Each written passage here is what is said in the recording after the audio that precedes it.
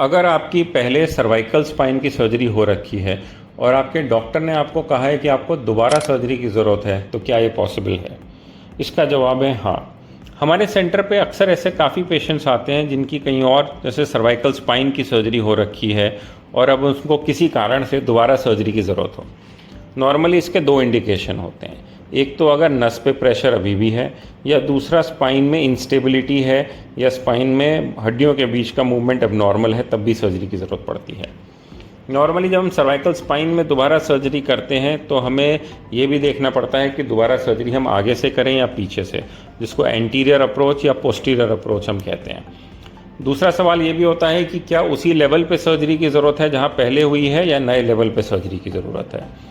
तो इसलिए अगर आपको कभी स्पाइन में दोबारा सर्जरी की ज़रूरत है, आपके सर्वाइकल का इशू है, तो उसमें हम सबसे पहले आपका एमआरआई या बाकी एक्सरे, हार्ट, लंग सारी इन्वेस्टिगेशन करके ये देखते हैं कि आपको सर्जरी की ज़रूरत एग्जैक्टली कहाँ है और क्या आपका हार्ट, लंग, लिवर, किडनी इतने स्टेबल हैं कि आप दूसरी सर्जरी करा पाएँ।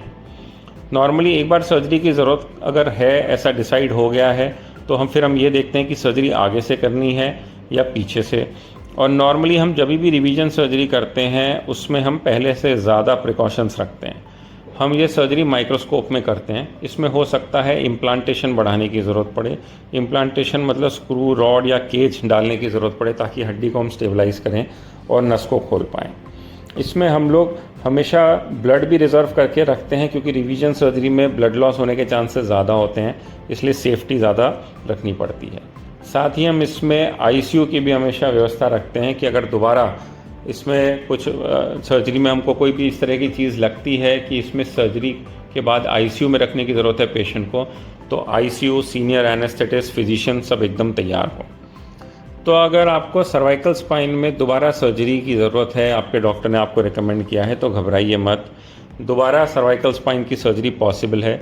सिर्फ ये है कि हम पहले से ज़्यादा प्रिकॉशंस लेते हैं, पहले से ज़्यादा प्लानिंग करते हैं, पहले से बेटर इम्प्लांटेशन रेडी रखते हैं, ताकि मरीज़ की जो दूसरी सर्जरी है वो पूरी तरह से सक्सेसफुल हो।